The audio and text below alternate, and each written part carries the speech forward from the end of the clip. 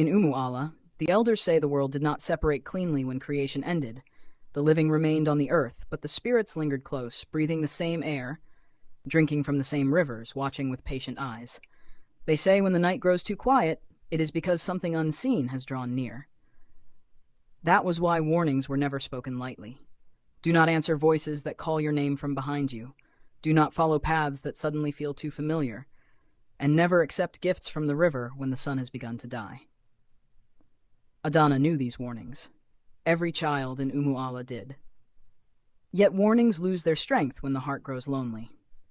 She was the daughter of Nuri the potter, a gentle girl with careful hands and a quiet laugh.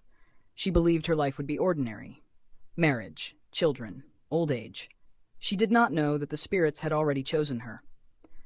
She met him at dusk, when shadows stretch longer than truth. The birds had gone silent, and the wind held its breath. As Adana walked home from the stream, a voice rose behind her. "Daughter of dust and blood, may I walk with you?" Her heart tightened. She turned quickly. No one had been there before. The man who stood on the path was tall, his skin smooth and unmarked, his eyes dark like deep water that has never seen the sun. His wrapper shimmered faintly, not with beauty, but with something cold. "I did not hear you approach," Adana said. He smiled slowly. "Some beings do not leave footprints." She should have run. Instead, she walked beside him. His presence felt heavy, like standing too close to the river at night. He spoke her name without asking. He spoke of her dead mother as if he had known her breath, her voice, her bones. Each word wrapped around Adana's mind like smoke. Before they parted, he placed white beads into her palm. They were cold. Too cold. "For remembrance," he said. "You already belong." That night, Adana dreamed of water swallowing the sky. She stood in the river, dressed as a bride, while unseen voices sang her name. When she woke, the beads were still in her hand, wet as if freshly pulled from the riverbed. He returned again and again, always when the sun was weak, always when the village grew quiet. He brought gifts that did not rot, did not tear, did not age. The elders murmured, but desire drowned their doubts.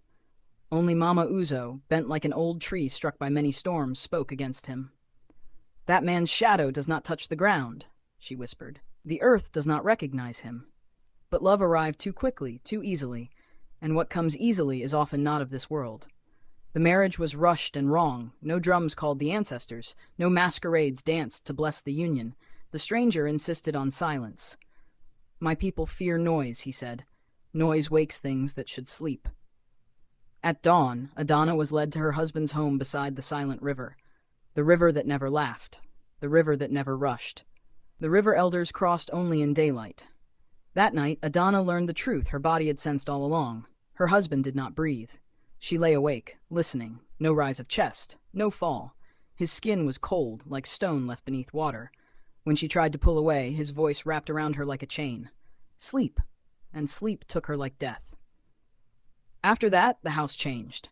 At night, the walls rippled like water. The floor felt soft beneath her feet.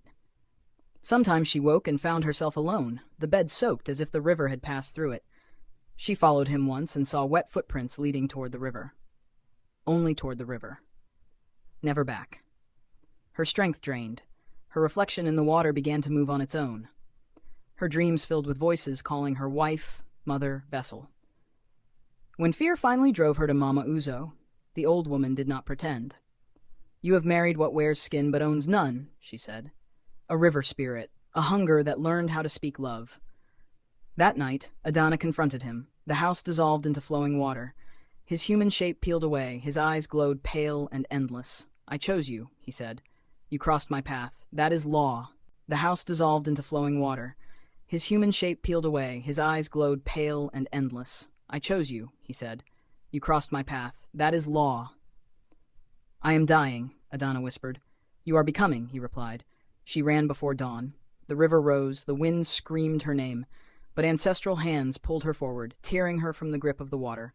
When the cock crowed the third time, the river fell silent. Adana lived, but something of her remained behind. Her hair turned white.